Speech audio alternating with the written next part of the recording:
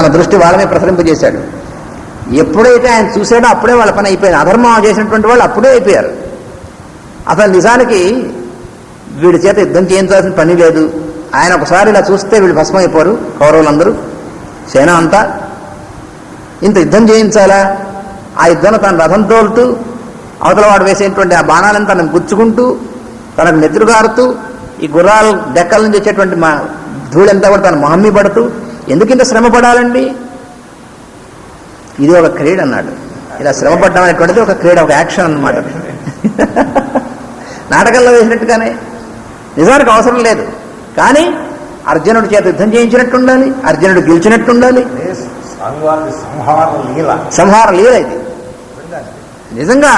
అంటే నిజంగా మనమైతే ఎవరి మీద కోపం వస్తే వాడి కోపంతో కొడతాం. ఏమండి, చిన్న ఉదాహరణ, పిల్లవాడి మీద కోపం వచ్చిందనుకోండి, నిజంగా మనం మనసులో కోపంతో కొడతాం వాడిని. లేదా ఎవరి మీద కోపం వచ్చిందనుకోండి, కోపంతో విసురుతాం మనం. అంటే ఏమంటే మన మనస్సు కోపోద్రిక్తమైంది. కానీ స్వామికి, భగవంతుడికో ఆయన సంహార లీల, సంహారం కూడా లీలగా చేశాడు. ఆయన కోపం అటువంటిది ఏం లేదు. వాడు అవతల వాడు చేసినటువంటి పనికి కావాల్సినటువంటి ఫలితం ఈయన చేతిలో చనిపోవడం అనుకోండి. శిశుపాలుడు ఉన్నాడు అంటే అలా ఉంచున్నాడు, ఆ చక్రం వెళ్ళింది, వాడు తలకాయ ఎగిరిపోయింది. అప్పుడు కోపించలేదు. సంహార లీల తప్ప మనకి ఆయనకి తేడా అది. మన ఏమవుతుంది, మన మనస్సు అందులో ఇరుక్కుంటుంది. వాడి ఎందు దురభిప్రాయం, దానివల్ల మళ్ళీ మనకి దానివల్ల వచ్చేటువంటి నష్టం, దానివల్ల వచ్చేటువంటి ఫలితం. మరి ఆయనకు సంహార లీల అది. It is a play for the lord, what ever he does. It is a play for him to create. It is a play for him even when he has to kill the evil forces, then also it is like a play. He never bears any impressions about them, or he never involves in the anger, in the angry trait like us. For example, when we are angry with anybody, when we beat somebody with anger, so we are mentally involved in our anger. So the impact of this anger is there on our mind as an impression, and this disrupts our entity, our inner planes. But for the Lord, he has no impressions. He is just like a child without impressions. So even the destruction which is done by him to destroy the evil forces, even then he is always smiling, and it is just spontaneous. That is what you see with the Lord. అందువల్ల రెండు సేనల నడుమ రథము నిలిపినచో నేను ఎవరితో యుద్ధం చేయవలసి ఉంటునో వారందరినీ ఒక మారు చూడవలని అర్జునుడు భారత యుద్ధం ఆరంభమును కోరెను. కృష్ణుడు అట్టే నిలిపి వీరందరినీ యుద్ధమున నీచే చంపబడువారు అని చెప్పి కృష్ణుడు వారందరి వంక చూచెను. ఆ సంకల్పముననే వారందరూ చనిపోవడం ముందుగా నిర్ణయమైనది. అంతే కదా, వాళ్ళు తర్వాత వచ్చారు, కానీ అంటే తర్వాత చచ్చినట్టుగా జరిగింది, కానీ ముందు వాళ్ళు ఎప్పుడైతే సంకల్పించాడో అప్పుడే వాళ్ళు పోయారు. అంటే వాళ్ళ దుష్కర్మలు ఎప్పుడైతే చేశారో అప్పుడే ఆయన సంకల్పించాడు, అప్పుడే పోయారు వాళ్ళు. అదే అంటారు అర్జునుడు చివరికి, నువ్వు యుద్ధం చేయకపోయినా ఏం పర్వాలేదు రా అబ్బాయి అన్నాడు. ఎందుకంటే వాళ్ళు ఎప్పుడో చచ్చిపోయారు. విశ్వరూపంలో చూపించింది కూడా అదే. ఆయన ఆ విశ్వరూపంలో ఆయన ఆ నోరు అలా తెరిచుండేప్పటికీ ఆ లోపలికి జిహ్వలు, లోపల నుంచి బయటకు నాలుగులు అలా చాచాట, అగ్ని జిహ్వలు. దాంతో వీళ్ళందరూ కూడా లోపలికి నడిచి వెళ్ళిపోతున్నట్ట. భీష్ముడు, ద్రోణుడు, ఈ సైన్యాలన్నీ కూడా లోపలికి వెళ్ళిపోతున్నాయి. అర్జునుడు ఇలా చూస్తున్నట్ట. హడిలిపోయాడు అర్జునుడు అది చూసి. ఇదేమిటది? అప్పుడు చెప్పాడు, ఓరి పిచ్చివాడా, వీళ్ళందరూ ఎప్పుడూ చనిపోయారు, కాకపోతే నీకు కీర్తి వస్తుంది, నువ్వు యుద్ధం చేసావని, నువ్వు వీళ్ళని చంపావని. నువ్వు యుద్ధం చేయలేదనుకో, పోయిందిలే. వీళ్ళు యుద్ధం చేయకపోతే వీళ్ళందరూ చావకుండా ఉంది. ఎప్పుడు వాళ్ళు చేసిన దుష్కర్మలో వాళ్ళు ఎప్పుడో పోయారు వాళ్ళు అన్నాడు. అదే అక్కడ ఉన్నటువంటి. అందువల్ల వాళ్ళని ఒకసారి చూస్తే అప్పుడు ఆ సంకల్పం మాత్రం చేత వాళ్ళు, ఒకడు అంగడికి పోయి ఒక వస్తువు కొనుటకు నిర్ణయించి దాని వేల చెల్లించను. సదుపాయమునకే ఆ వస్తువును మరికొంతకాలం అంగడిలో ఉంచినను, అది అమ్ముడిపోయినదే కదా. ఇది మాస్టర్ ఇచ్చిన ఎగ్జాంపుల్, చాలా సులువైన ఎగ్జాంపుల్. ఏంటంటే మనం కొట్లోకి వెళ్ళామండి, బజార్లను వెళ్ళి 2-3 కొట్లలో మన పని ముందు ఒక కొట్లోకి వెళ్ళాం, ఓ బేరం ఆడాం ఆ వస్తువు. అరే అబ్బాయి అది పక్కన పెట్టాం, దాన్ని డబ్బులు ఇచ్చేసాం. అంటే అది మన చేత కొనబడిందేనా? అంగడిలో ఉంది, ఇంకో కొంతసేపు మనం 1-2 గంటల్లో మనం పని తీసుకొచ్చేలాగా అక్కడే ఉంటుంది. కానీ ఇంకోటి ఎవరైనా వచ్చి దాన్ని అడిగితే ఏమంటాడు షాపు వాడు, అది అమ్మేసాం బాబు గారు, అది ఇవ్వకూడదు అంటాడు. అంటే అర్థం ఏమిటి? మనం ఎప్పుడైతే సంకల్పించామో అది మనం అయిపోయినట్టేగా. అలాగే కృష్ణుడు ఒకసారి వీళ్ళందరినీ చూశాడు, వీళ్ళందరూ యుద్ధంలో పోయేవాళ్ళు, అప్పటికి ఆయన అనుకోగానే వీళ్ళు పోయినట్టే లెక్క. ఆ తర్వాత మెల్లిగా అర్జునుడు చంపాడు, అంటే మనం ఆ వస్తువు తర్వాత తెచ్చుకున్నట్టుగా. So when the lord he has seen the people who are to be killed because of their wickedness, by that moment itself they are killed virtually, even though they are killed later by Arjuna in the war. It is just like, for example, when we go into a shop, into a magazine, so we wanted to purchase certain thing, we have selected it and we have paid for it, and for convenience we ask the shopkeeper to keep it for some time more until we come back. So if somebody else comes and asks for this, does the shopkeeper gives it to him? He never gives it, because it is already purchased by us. So virtually it is purchased by us physically, even though it is still there. So like that, all those people who are evil fellows, who has done so many things, evils, just by the look of the Lord, they are deemed to be dead, even though they are killed later. That is what he says. Just by your look, you have decided who are to be killed, and they are killed. So the look of the Lord is like that. Just he has glanced at them. That glance itself is so powerful. అందువలన అట్లే కాలగర్భమున తాము ఆచరించిన కర్మల ఫలితముగా భారత యుద్ధమున శత్రుపక్షమున పోరుటకు వారు నిర్ణయించుకున్నది. ఆ నిర్ణయమే వారు చనిపోవుట. భీష్ముడు, ద్రోణుడు మొదలైనటువంటి వాళ్ళు మహానుభావులే, కానీ వాళ్ళు అధర్మం ఎటుపక్కన ఉందో అటుపక్కన ఉండి పోరాడాన్ని నిర్ణయించుకున్నారంటే ఆ నిర్ణయం ఎప్పుడు తీసుకున్నారో అప్పుడు వాళ్ళు చనిపోయినట్టు లెక్క, అంతే కదా. ఎప్పుడైతే పొరపాటు అయినటువంటి పని చేద్దామని నిర్ణయం మనం తీసుకుంటామో అప్పుడే దాని ఫలితం మనకు వస్తుందని తప్పనిసరి లెక్కే కదా మనకి. మరి ఫలితం తర్వాత వచ్చింది, ఫలితం తర్వాత రావచ్చు, కానీ నీకు ఎప్పుడు మొదలు తెలియదు. ఎప్పుడైతే నువ్వు నిర్ణయం తీసుకున్నావో అప్పుడే మొదలు. అందుకని భీష్మ ద్రోణాదులందరికీ కూడా మృత్యు ఎప్పుడు నిర్ణయింపబడింది? వాళ్ళు కౌరవుల వైపు యుద్ధం చేద్దాం అనుకున్నప్పుడే అయిపోయింది వాళ్ళ పని. అటుపైన భౌతికంగా చంపబడుటకు కొంత వ్యవధానం కలుగవచ్చును. జయాపజయములు దైవాధీనములు. ఆ దైవము ధర్మాచరణ స్వరూపముగా వర్తించును. దైవం ఏ రూపంలో ఉంటాడండి? ధర్మాచరణం అనేటువంటి రూపంలో ఉంటాడు. ఎప్పుడైనా అంతే. మనం అధర్మం చేశాం మనం అనుకోండి అంటే అర్థం ఏంటి? మన దాని శిక్ష నిర్ణయింపబడినది, అది మర్చిపోకూడదు. దాన్ని ఎగ్గొట్టడం సాధ్యం కాదు ఎవరికీను. దానిని గోపనము చేయువాడు కృష్ణుడు. ఆ దైవం అనేటువంటి ధర్మం, ఆ ధర్మాచరణం అనేటువంటి దాన్ని గోపనం చేస్తాడు ఈయన.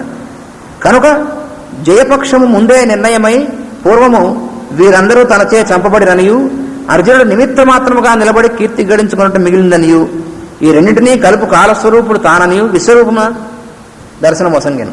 అందుకనే నిమిత్త మాత్రో భవ సవ్యసాచిన్ అంటాడు. నువ్వు నిమిత్త మాత్రుడిగా నిలబడు, నువ్వు పెద్ద చేసేది ఏం లేదు లేవోయ్ అంటాడు అర్జునుడితో. So the lord says that you stand as an instrument. You realize that you are only an instrument in this creation. You are not the real doer. You are not the one who decide. You cannot decide anything by yourself. Even if you want to decide, you cannot direct anything in this creation. So therefore you are only an instrument. If we think that we are the doer, then we are in false impression. Even for example, even for your own family or even for your own people, if you think that you are responsible person, you are doing everything for them, then also it is false. If you are not born, then who will look after them? A better person will be there to look after them. You have to realize this fact. If I think that if I am not there, who will look after my wife and my children? If I am not there, there will be another person who is better than me in my position to look after them. So who is looking after them? It is the Lord only. It is not we. This is in reality. But it appears as if we are there to look after. It is not true. It is only a false impression. So we have to realize this. We have to realize that everyone in this creation is only an instrument. Suppose this is an instrument. We call it mic. So whatever I speak is gone, is made to go through it to spread its sound. If it starts thinking that it is speaking, how foolish it is. Can it speak? It is only an instrument, it can't speak. Even though it is made of all the electronic equipment, but still it is only an instrument. The poor instrument, can it work by itself? What can it do by itself? If I won't speak, I keep quiet, what the instrument can do? So it can only broadcast, it can only make my voice through it. So like this, we are all instruments. Nobody in this creation should feel that he is the doer, he is responsible. He is only an instrument in the hands of the Lord, the higher forces. This we have to realize, and the one who realizes this will be really happy. Otherwise he feels he is responsible. So we are all instruments. తన వారిని చంపలేక వెనుకకు పోవుదమని నిర్ణయించుకున్న విజయుని సందేహములను యోగ విద్యతో పోగొట్టిన కృష్ణుని పాదములు మనలకు నమస్కరింపదగినవి, అట్టి వాణిని తలచెదను అన్నాడు భీష్ముడు. తనవారు అను భావము మమకారము, చంపుట భ్రాంతి, అందలి కర్తృత్వము అహంకారము మూఢత్వము, ఈ మూడింటిని పోగొట్టుటకు ధర్మపన్నములు పనిచేయవు. యోగ విద్యను ఉపదేశించిన కృష్ణుడు అర్జునునకు కనువిప్పు కలిగించెను. ఇట్టి ధర్మ సంస్థాపనమునకు కావలసిన సన్నివేశములు మునుల జీవితమును జరగలేదు. వారికి ఇట్ల ఉపదేశం పొందు భాగ్యము కలుగలేదు. ధర్మము స్థాపింపబడిన రాజ్యమున మునులు సురక్షితముగా తపస్సు చేసి దివ్యజీవనం సాధించుకొనగలరు. ధర్మయుద్ధమునందరి అధికారము అవకాశము కృష్ణుడు అర్జునునికే కలిగించెను. అదే అర్జునుకున్నటువంటి అవకాశం. ఎంతమంది కలుగుతుందండి అవకాశం? మునులకి యోగులకి వాళ్ళు యోగ సాధన చేయాలి, తపస్సు చేయాలి, ఇవన్నీ చేసిన తర్వాత కదా వాళ్ళకి వచ్చేది. అర్జునుడికి ఎంతటి అవకాశం వాడికి, అది కలిగించాడు అర్జునుడికి. నన్ను చంపుతున్నని రథంపై నుండి లంఘించి నాపైకి ఉరుకుతున్న కృష్ణుడు ఏనుగుపైకి సింహము లంఘించుతున్నట్టు తోచెను. దుముకుటలో తన గర్భమునున్న లోకముల భారము భరింపలేనట్లు నేల అదరెను. కృష్ణుడు ఆ రథం నుంచి దూకేట. ఆ దూకితే నేల ఒకసారి అదిరిందిట. ఆ భీష్ముడు అది చూస్తున్నాడు. చూడండి భీష్ముడు యొక్క భక్తి. తన మీద చంపడానికి ఉరుకుతున్నాడు కృష్ణుడు. అర్జునుడు చంపలేకపోతున్నాడు. నువ్వు చంపలేవులే సన్నాసి, నేను చంపుతాను భీష్ముడిని అని చెప్పి దూకేట ఆ రథం మించి. ఆ దూకేపటికి నేల అదిరిందిట. అదిరితే ఆ భీష్ముడికి ఎట్లా కనిపించిందంటే, ఈయన ఉదరంలో ఈయన లోపల అన్ని లోకాలు ఈయనలోనే ఉన్నాయి కదా, ఆ లోకాలు లోపల ఉన్నటువంటి బరువుకి నేల అదిరిందే అన్నట్టుగా ఉందిట. అదిగా అనిపించింది. ఉరికిన ఓర్వలేక అన్నాడుది. అది అలాగా చక్రము చేపట్టి వేగమున వచ్చుటలో పచ్చని ఉత్తరీయము జారెను. అర్జునుడు వెంటబడి, నిన్ను నమ్ముకుంటుని, నన్ను నలుగురిలో నవ్వుల పాలు చేయకు, మన్నింపు అని వెనకకు లాగుతుండెను. కాళ్ళు పట్టుకుని లాగుతున్నట్టు, బావా వద్దు వద్దు, నువ్వు చక్రం వేసి చంపేస్తే నేను నవ్వుల పాలు అవుతాను, వద్దు వద్దు అని నా నామర్థాన్ని. అర్జునుని దులుపుకొనుచు కృష్ణుడు, నేడు భీష్ముని చంపి నేను రక్షింతును అని పలుకుచూ నా మీదికి వచ్చుచుండెను. ఆ దేవుని దృశ్యం ఈనాడు నాకు దిక్కు అన్నాడు భీష్ముడు. అది ఆయన తలుచుకున్నాడు.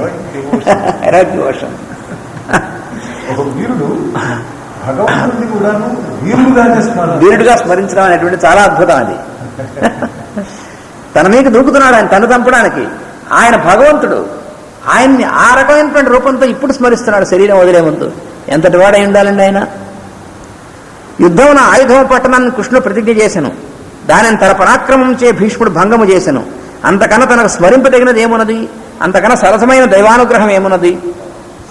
సరసమైన దైవానుగ్రహం ఎంత దివ్యంగా ఉంది చూడండి.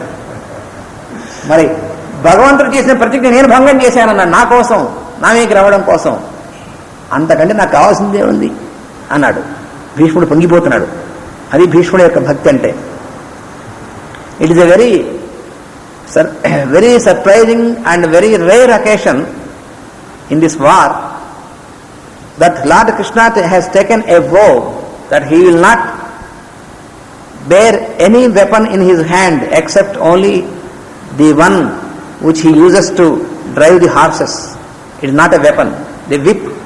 Except this whip, no weapon he will bear in his hand in this whole war. That is the vow he has taken before starting of the war. But the old man, who is a very valorous hero in the war on the other side, he has taken a vow that I will make the Lord to take a weapon upon me. This vow he has taken. So this see, but he is also a devotee of the same Lord. It is a strange occasion. He is also a devotee of the Lord, but he is standing on the other side, on the darker forces. So he is one to be killed in the war. So he has taken a vow that I will make the Lord to bear a weapon. So he has fought the war such an intensely that the other fellow Arjuna could not withstand this intensity.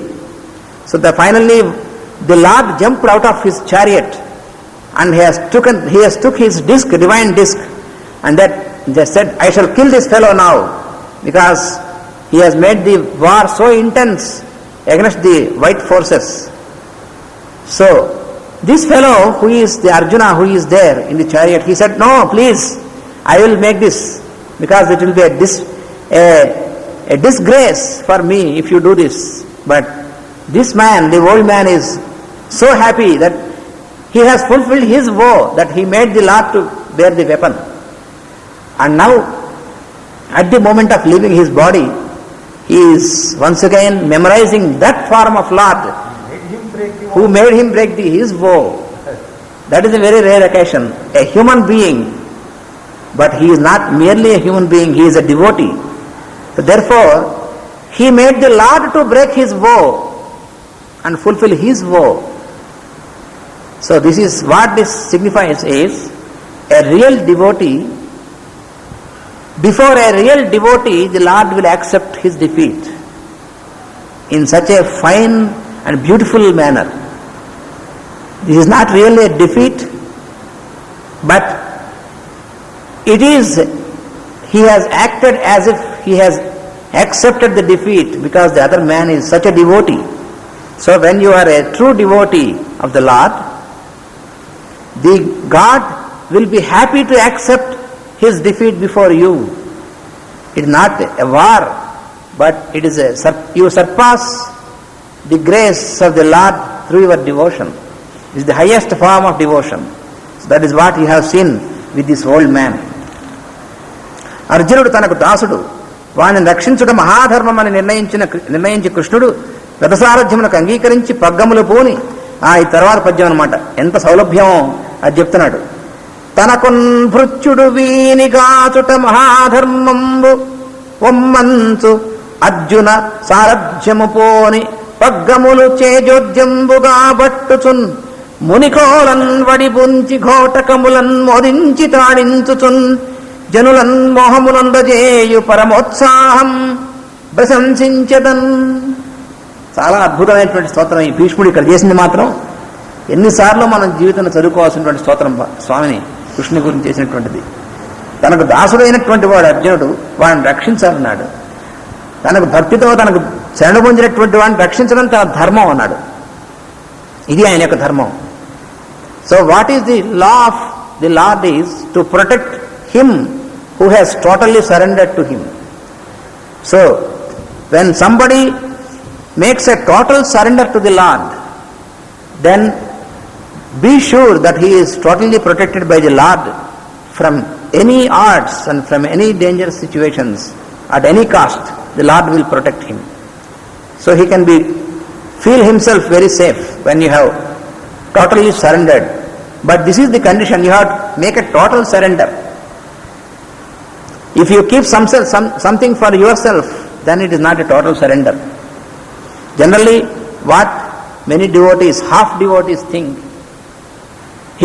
they feel emotionally before the Lord and they say that, oh, I have surrendered everything before you, but really they have not surrendered everything.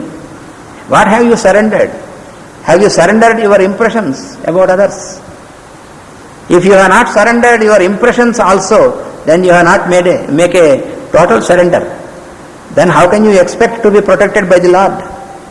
It is not a total surrender. You have to surrender your impressions about others. You have to surrender your impressions about yourself. You have to surrender your impressions about what others are thinking about you. This is too difficult. It's not so easy. So total surrender to the Lord is what is required, and that makes you very safe under the protection of the Lord. So ఈ పద్యంలో ఏమంటున్నాడో భీష్ముడు అనేటువంటిది రేపు చూస్తాం. స్మద్గురుభ్యో నమః. హరి ఓం.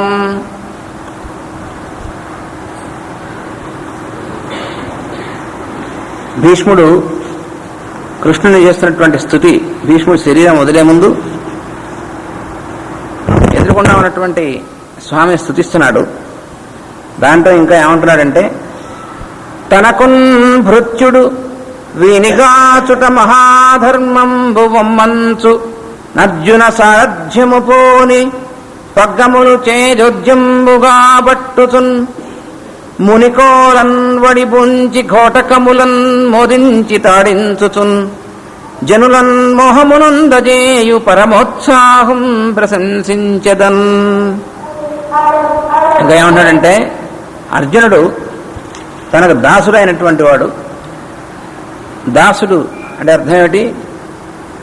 సంపూర్ణంగా శరణాగతి పొంది తననే అందరి యందు అన్నింటి యందు చూస్తూ ఎవరిని సేవించినా సరే అది ఆ పరమాత్మ సేవని భావం కలిగినటువంటి వాడు దాసుడు. అంటే దాస్యము అనేటువంటి భావం ఎవడుకుంటుందో వాడు దాసుడు అన్నారు. అదేంటంటే దాస్యం అంటే మరి స్లేవరీ కదా అన్నారు. స్లేవరీ కాదు ఇక్కడ. దాస్యం అంటే అర్థం ఏంటంటే భగవంతుడు యొక్క రూపాలుగా జీవులందరినీ కూడా చూస్తూ ఆ భగవంతునికి చేసేటువంటి సేవగా ఈ రూపాల్లో ఉన్నటువంటి అందరికీ కూడా సేవించేటువంటి గుణం కలిగినటువంటి వాడిని దాసుడు అంటారు. అందుకనే ఆళ్వారాధులైన అందరూ కూడా, అంటే వైష్ణవ సంప్రదాయంలో ఆళ్వార్లు అనేటువంటి మహాభక్తులు ఉన్నారు. వాళ్ళందరూ కూడా తమను తాము ఏం చెప్పుకుంటారంటే దాసులు అంటారు. దాసులు అంటే ఇక్కడ దాస్యం అంటే మనం అనుకున్నట్టుగా నీచమైనటువంటిది అర్థం కాదు. ఇక్కడ దాస్యం అంటే భగవంతుడికి సంపూర్ణమైనటువంటి సమర్పణమే దాస్యం.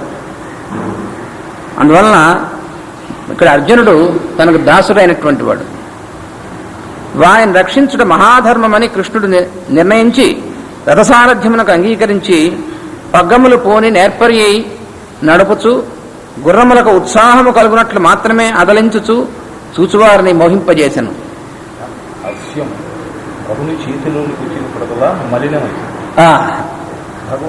భగవంతుడి చేత భగవంతుడు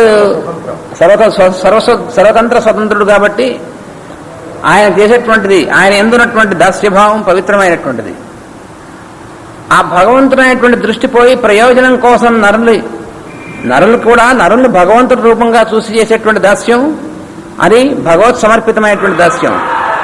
అలా కాకుండా నరుల్ని భగవంతు రూపం కాకుండా ప్రయోజనం మాత్రం కోరి చేసేటువంటి దాస్యం ఉంటుందే, అంటే ఆ అవసరం ఉన్నప్పుడు మాత్రం దాస్యం చేసి మిగతా అప్పుడు వాళ్ళని చులకం చేయడం అనేటువంటిది అది నీచమైనటువంటి దాస్యం.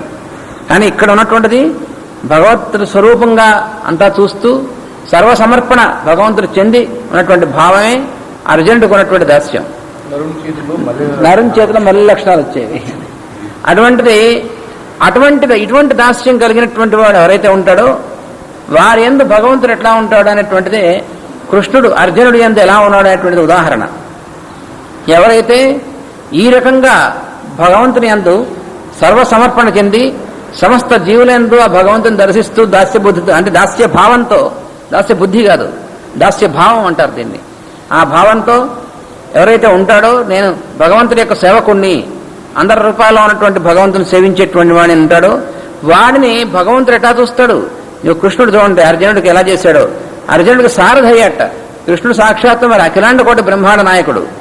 ఆయనకి అర్జునుడు కాదు, అర్జునుడు వారి పరివారము అందరూ కూడా ఎంత సేవ చేసినా ఏం చేసినా కూడా సరిపోదు. అటువంటిది అర్జునుడు తనకు ఆశ్రితుడు దాసుడు అయినటువంటి వాడిని రక్షించడం కోసం తాను సారథి అయి, మరి సారథ్యం వహించడం అంటే ఎటువంటిది?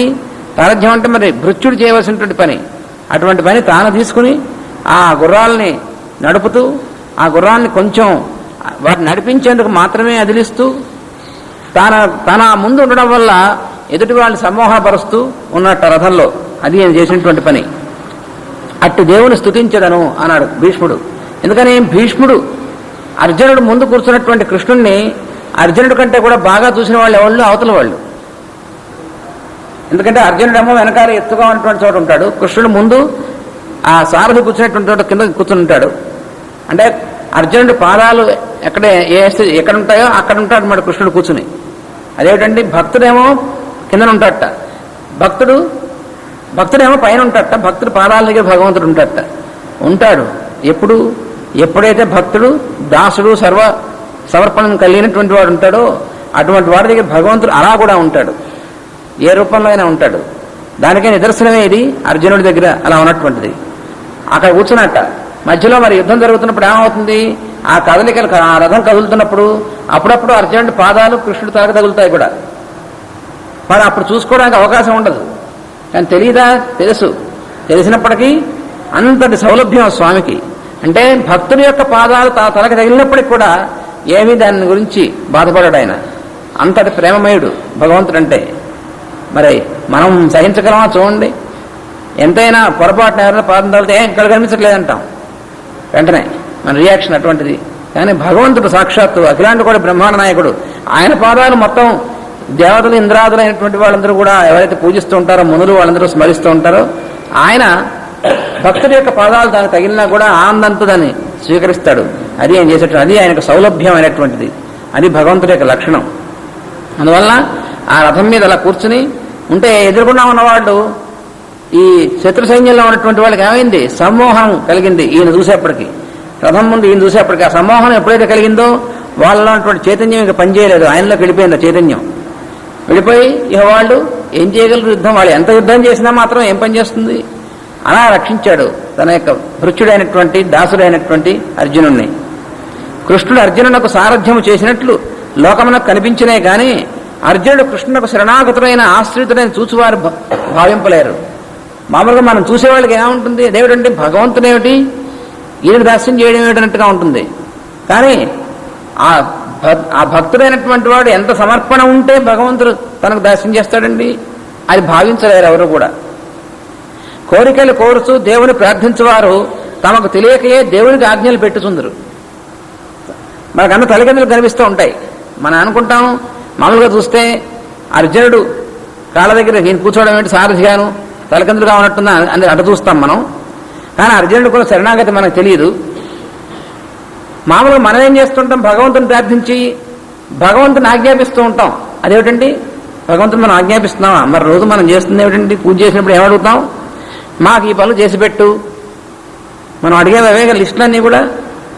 మాకు కలిసి వచ్చేట్టు చేయి, మా పిల్లకి పెళ్ళి అయ్యేట్టు చూడు, మాకు ప్రమోషన్ వచ్చేట్టు చూడు, అన్ని ఇలాంటి లిస్టులన్నీ ఉంటాయి భగవంతుడికి. అంటే కామ్య కర్మలన్నీ ఇవే అడుగుతూ ఉంటాం మనం. అంటే అర్థం ఏంటి, భగవంతుడిని నేను నీకు పూజ చేస్తున్నాను కాబట్టి నువ్వు నా పని చేసి పెట్టవాయి అని ఆజ్ఞాపించడం అవునా కాదా అది. అందుకని భగవంతుడికి ఆజ్ఞ మనం పెడుతూ ఉంటాం. కానీ మనం అనుకుంటాం మనం భక్తితో భగవంతుడికి పాదాలు పట్టుకున్నాం అనుకుంటాం, కానీ పాదాలు పట్టుకుని ఆజ్ఞాపిస్తున్నాం. ఎంత తమాషాగా ఉందండి. పాదాలు పట్టుకున్నవాడు సర్వసమర్పణ చెంది ఆయన చెప్పినట్టు వీడు వినాలా? పాదాలు పట్టుకున్నవాడు పాదాలు పట్టుకుని దండం పెట్టి ఆజ్ఞాపిస్తూ ఉంటాడు. ఎంత విచిత్రంగా ఉందండి. అదేదో ఒకసారి అదే దాస్యం అనేది అదేదో ఒకసారి తమాషా సినిమాలో ఎక్కడో చూపించారు. ఏంటంటే భర్తని నీ పాదాలు దయని చెప్పి లాగుతున్నాను మాట, వాడు కింద పడ్డా పర్లేదని, కాబట్టి నేను పతివ్రతనని చెప్పి. అలా ఉంటుంది భగవంతుడితో మనం చేసేటువంటి పని. భగవంతుడి పాదాలు మాత్రం పట్టుకుంటాం మనం, చేసేది మాత్రం విన్నపంలా చేస్తూ ఆజ్ఞాపిస్తూ ఉంటాం. మనం విన్నపం చేస్తున్నాం అన్నట్టుగా చేస్తాం మనం, కానీ ఆజ్ఞాపించడమే. అంటే అర్థమేంటి, జాగ్రత్త, నువ్వు ఈ పని చేసి పెట్టబోయావు మళ్ళీ నేను పూజ చేయను అన్నట్టుగా ఉంటుంది లోపల. అంతేగా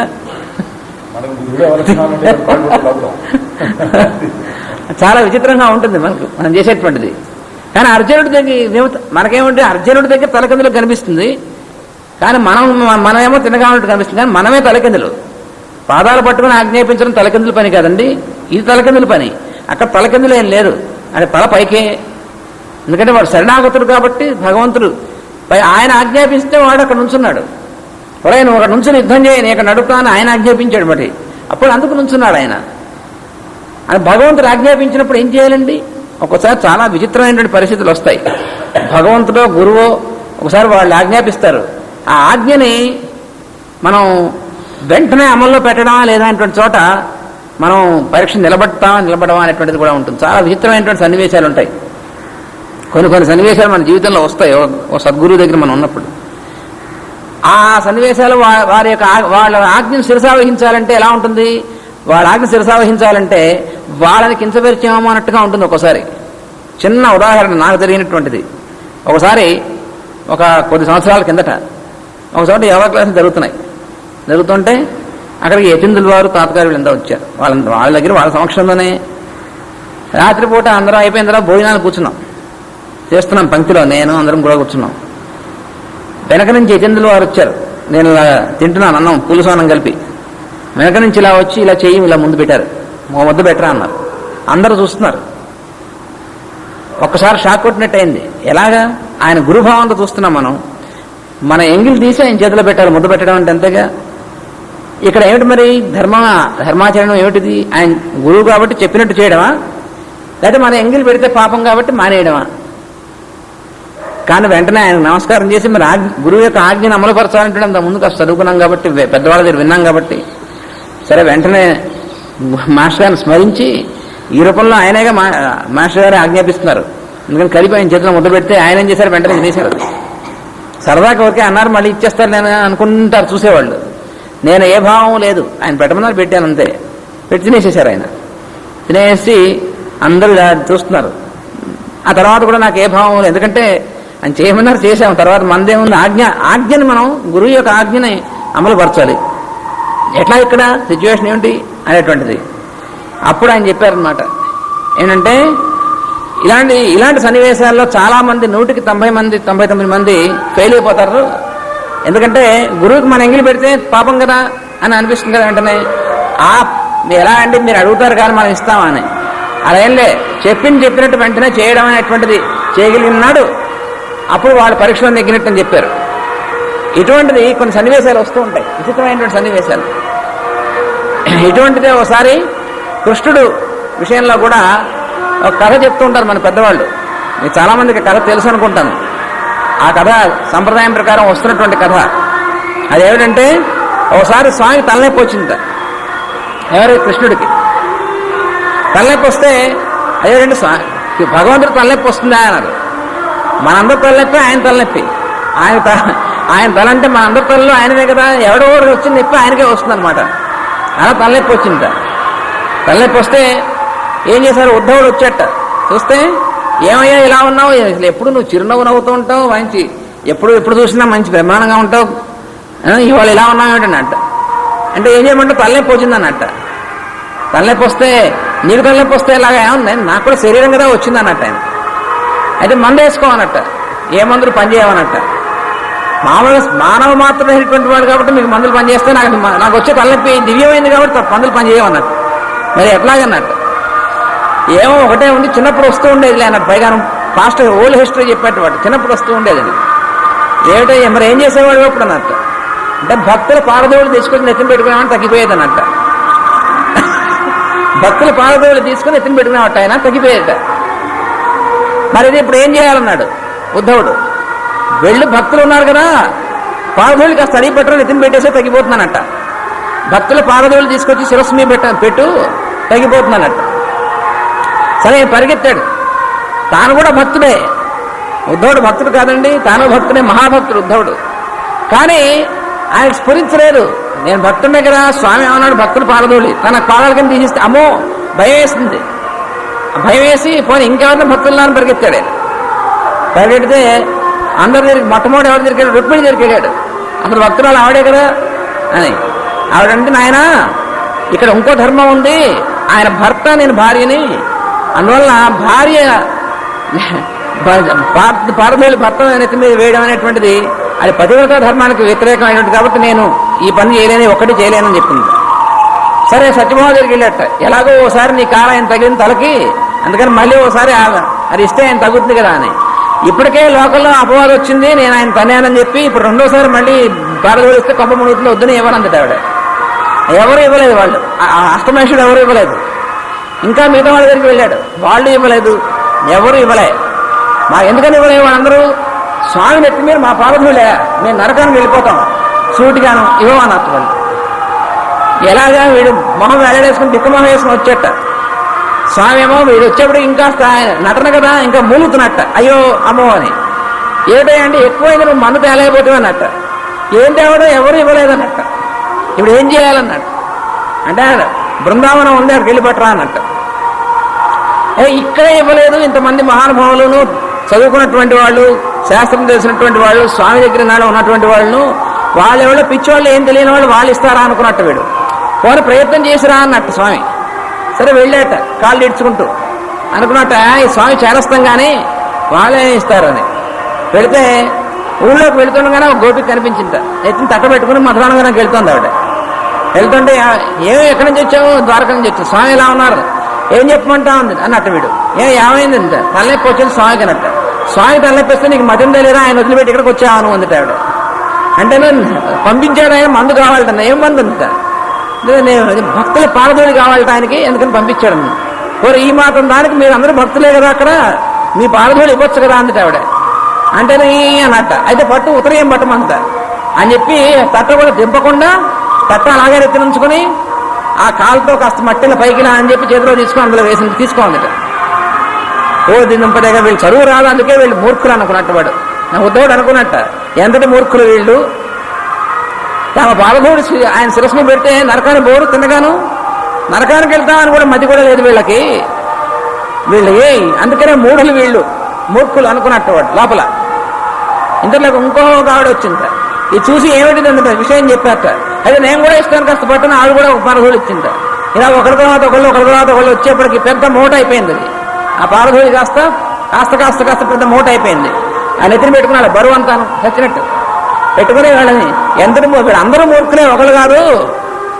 స్వామి నెత్తిన తమ పారధూళి పెడితే నరకానికి వెళ్తాను, ఒకళ్ళకి కూడా కామన్ సెన్స్ లేదు వీళ్ళకి అని చెప్పి అనుకుంటూ వెళ్ళినట్టు స్వామి దగ్గరికి. ఈ పాటికి ఎంత తలెక్కువ తలకాయ ఉందో, విరిగిపోయిందో, ఇది తీసుకెళ్ళి పెట్టాలని చెప్పి నేను వెళ్ళేప్పటికీ ఆయన హాయిగా కాలు కాలేసుకుని ఆ వేణు ఊదుకుంటూ మంచి ఫ్రెష్గా ఉన్నట్ట.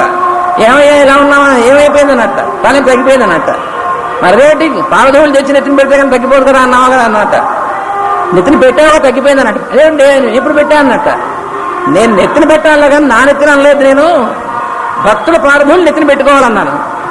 అందుకని నేను ఎత్తిన పెట్టుకున్నావు కదా తగ్గిపోయింది నాకు అన్నట్టు అన్నట్టు. వాడు అదేటన్నట్ట. అప్పుడు చెప్పాడు దీనిలో ధర్మం ఏమిటంటే, స్వామికి తలనొప్పి పోవడం ముఖ్యం, మాకు నరకం వచ్చినా అనుకున్నటువంటి వాళ్ళు భక్తులు, వాళ్ళు నిజమైన భక్తులు. మీరు ఇంతమంది భక్తులు ఉన్నారు, మేము నరకానికి పోయినా పర్లేదు, స్వామి తలనొప్పి తగ్గాలి మీరు ఎవరు అనుకోలేదు. మాకు నరకం వస్తుందేమని భయపడ్డారు. కానీ మీరు వాళ్ళు ఏమనుకున్నారు? వాళ్ళకి చెప్పేది కూడా ఇక్కడ ఉద్ధవుడు మిదంపల దగ్గర, మీరు నరకం వస్తుంది స్వామి నిత్యం పెట్టుకుంటే, మా నరకం వస్తే వచ్చింది పోయి స్వామి తగ్గడం కావాలన్నారు వాళ్ళు. మరి మీరు ఎవరన్నా అది చేశారా అన్నట్ట.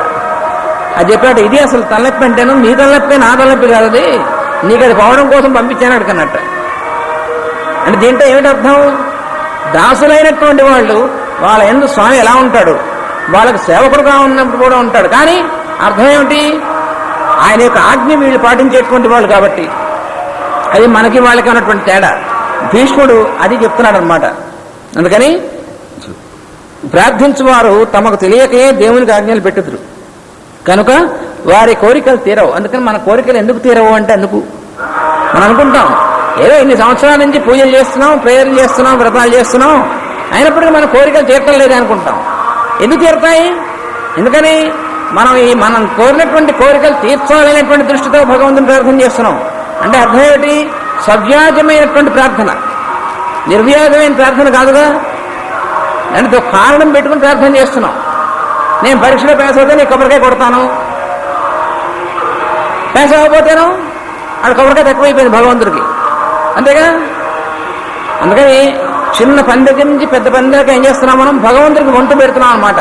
నువ్వు నాకు ఈ పని చేసి పెడితే నేను నీకు వ్రతాలు చేస్తాను, నేను నీకు పూజలు చేస్తాను, నేను నీకు కొబ్బరికాయలు కొడతాను, లేదా నేను నీకు జుట్టు ఇస్తాను. నీ జుట్టు లేకపోతే ఆయన తక్కువ, జుట్టు లేదా ఆయన స్వామికి. కానీ మనం ఏం చేస్తుంటాం? పూజ ఎందుకు చేస్తున్నాం, ప్రార్థన ఎందుకు చేస్తున్నాం అంటే కారణాలు పెట్టుకు చేస్తున్నాం. అందుకని మన భక్తి అని అనడానికి వీల్లేదు. భక్తి ఉన్నట్టు వలే ఉంటుంది, కానీ భక్తి అనుకోవడానికి వీల్లే. పైగా ఇంకోటి ఏం జరుగుతుంది? మనం అనుకున్నట్టుగా జరగలేదనుకోండి, ఏదో ఇన్నాళ్ళ నుంచి చేస్తున్నాం భగవంతుడికి, అయినప్పటికీ మనం అనుకున్నట్టు జరగట్లేదు ఏమిటో అనిపిస్తుంది. ఇలా మన సందేహాలు అడుగడుగులో సందేహాలు వస్తే భక్తి ఏమిటిగా? అలా లేనటువంటి వాడు కాబట్టి అర్జునుడికి అంత సౌలభ్యమైనటువంటిది ఆయన ఉంది. ఈ రహస్యం గమనింపలేక సంసార జీవులు భక్తి సాధనలో మోసపోవచ్చుందరు. అదనమాట. భక్తితో దాసులైన వారికి దేవుడు దాస్యం చేయను. అదే అసలు రహస్యం. ఏంటంటే ఎవరైతే భక్తితో దాసులై ఉంటారో వాళ్ళకి భగవంతుడే దాస్యం చేస్తాడు. అది మనం వీళ్ళు చూసేటువంటిది. వాళ్ళ భగవంతుడు దాసుడు అవుతాడు సాక్షాత్తు. అది వీళ్ళ చరిత్రలో మనం చూసేటువంటిది. So here I am explaining an instance where the lord himself he acts as a servant to those who are totally surrendered to him. Generally many people, they think that they are devoted, but their devotion is conditional devotion.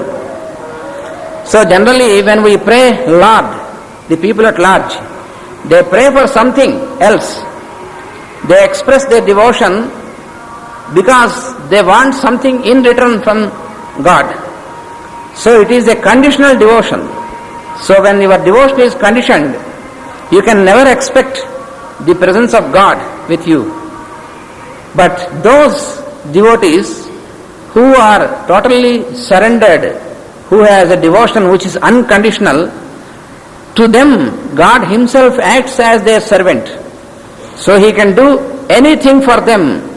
Even physically also, he may stand as a servant. Just like that, for Arjuna in the war, Lord Krishna was there as a driver to his chariot. A very strange thing. The Lord himself, the Supreme Being, he was sitting as a driver. How is this possible? Because Arjuna was such a devotee that his devotion was unconditional, a total surrender. So this is what is required. So this is what is explained here. అందువల్ల అటువంటి భక్తి ఎవరికైతే ఉంటుందో వాళ్ళకి భగవంతుడు దాసుడై ఉంటాడు అనేటువంటిది అది భీష్ముడు చెప్తున్నటువంటిది. పలుకుల నగవుల నడపుల నలకల నవలోకనముల నాభీరవధూకులముల మనముల తాళిమి కొలుకులు వదలించు ఘనుని కొలిచెద మదిలోన్. పలుకులతో, నవ్వులతో, నడబడితో, చూపులతో, కోపనటనతో గోపికల మనస్సులలోని అభిమానములను సడలించిన ఈ మహానుభావుని కన్నా స్తుతింపదగిన వారెవరు అంటున్నాడు భీష్ముడు. లౌకిక జీవులను చిక్కుబెట్టుటకు ఏ చేష్టలు లౌకికులు ఉపయోగించరో అవే చేష్టల మూలమున లోకాతీతుడకు దేవుడు భక్తులను ఆకర్షించి మనస్సులలోని అభిమానాదులను సడలించి తన యందు స్థిరబుద్ధిని చేకూర్చును. ఏమిటి హరిస్తాడు ఆయన అన్నారు. ఆయన ఏం హరిస్తాడండి? మన సంపదలు హరిస్తాడు. మన సంపదలు ఆయనకెందుకు? ఆయన దగ్గర సంపదలు లేవా? సంపదలు హరించడం కాదు, మనలో ఉన్నటువంటి అభిమానం, అంటే ఇది నాది అనేటువంటిది, అది హరిస్తాడు ఆయన. మనం భాగవతంలో చదువుకునేటువంటి లీలల్లో, కృష్ణ లీలల్లో ఆయన వాళ్ళ యొక్క వలువలు అంటే వాళ్ళ చీరలు హరించేట. అంటే అర్థం ఏమిటి? చీరలు అంటే చుట్టూ ఉన్నటువంటి అభిమాన పొరలు, అవి ఆయన హరిస్తారనమాట. ఆ పొరలు ఆయనకు పూర్తిగా అర్పించితే తప్ప, అంటే నువ్వు తప్ప వేరే గతి లేదు అని చేతులెత్తి నమస్కారం చేసి ఆ అభిమానం, మానాభిమానాలు అనేటువంటి నాది అనేటువంటి భావాన్ని పూర్తిగా ఆయనకు అర్పించడం, అది ఆయన లాక్కుంటాడు. అది ఆయనకు అర్పించాలి. అర్పించినప్పుడు అప్పుడు పూర్తిగా సమర్పణం అనేటువంటి సాధ్యం అవుతుంది. అటువంటి వాళ్ళకి ఆయన అందుబాటులో ఉంటాడు. అది మన భాగవతంలో కనిపించేటువంటిది. ఆయన ఏం చేస్తాడు? తన పలుకులతో, నవ్వులతో, నడవడితో, చూపులతో, కోప నటనతో, ఒకసారి కోపం నటిస్తాడు కూడా. అంటే కోపం ఒకసారి మనం చెప్పుకున్నాం, క్రోధం నటిస్తాడు. భగవంతుడు ఏం చేస్తాడంటే కోపం నటిస్తాడు అవసరమైనప్పుడు, కానీ కోపించడు. అది భగవంతుడి యొక్క లక్షణం. మానవుడి యొక్క లక్షణం ఏమిటి? కోపిస్తాడు. కోపం నటన చేత కాదు వాడికి, మానవుడికి. అలాగే భగవంతుని యందు స్థిరమైనటువంటి వాళ్ళు, మానవులైనటువంటి వాళ్ళు, అవతార పురుషులైనటువంటి వాళ్ళు, మునులు అయినటువంటి వాళ్ళు కూడా కోపాన్ని నటిస్తారు. కోప నటన ఎందుకంటే అన్నారు, లోకహితార్థం. అవసరమైనప్పుడు కోపం నటించాలి. అంటే ఎలాంటిదంటే, పిల్లవాడు చేయకూడని పని చేస్తున్నాను అనుకోండి, మనం వాడిని కేకలేస్తాం, రే చేయకూడదు పని అంటాం. లేదా ఒక్కోసారి రెండు చెంపదెబ్బలు వేస్తాం. అంటే ఏమిటి అర్థం? వాడి మీద మన కోపం, వాడిని పూర్తిగా నాశనం చేయాలని అర్థమా తల్లిదండ్రులకి? వాడి మీద ఉన్నటువంటి ప్రేమతోనే కోపాన్ని నటిస్తున్నాం మనం. అప్పుడు మనం కూడా కోపాన్ని నటిస్తాం అప్పుడప్పుడు, ఎప్పుడు ఇటువంటి సన్నివేశాల్లో. కానీ పెద్దవాళ్ళతో మనం ఏం చేస్తాం, మిగిలిన జీవులు పెద్దవాళ్ళ యందు మాత్రం కోపాన్ని నటించడం కాదు, కోపపడతాం. ఆ కోప పడినప్పుడు మనస్సు క్షోభ చెందుతుంది, కోపం నటించినప్పుడు మనస్సు క్షోభ చెందదు. అదే దానికి దీనికి తేడా. Here he describes how the Lord behaves with the devotees, with the true devotees, through his smile, through his speech, through his presence, and sometimes he acts as if he is angry. He enacts his anger, but really he is never angry upon any of the beings in the creation. Sometimes the God, the Lord, appears to be angry, but it is only a pretension. He pretends to be angry, because this he does willfully to mold them or to rectify them sometimes whenever it is needed. So it is a godly trait to pretend to be angry, but to be angry really is not a divine trait. It is a diabolic. So most of the beings, the human beings, what we see, they involve in their anger, so they are affected by this. But the Lord or the godly persons, the saintly people, they pretend to be angry whenever it is necessary to rectify the other person, but really they are never angry. అందువల్ల ఈ గోపికలతో ఆయన ఏ విధంగా ప్రవర్తించాడనేటువంటి చూస్తే దాంట్లో ఈ రకమైనటువంటిది కనిపిస్తుంది. వాళ్ళందరినీ కూడా ఆ రకమైనటువంటి సాన్నిధ్యాన్ని కల్పించాడనమాట. కల్పించి వాళ్ళని ఉద్ధరించాడు స్వామి. మునులు నృపులు చూడ మును ధర్మజుని సభామందిరమున యాగమండపమున చిత్ర మహిమతోడ జలువంది జగదాది దేవుడమరునాదు దృష్టియందు. ఇంకా ఏమంటారంటే, ధర్మరాజు రాజసూయం చేసినప్పుడు వాని సభామయ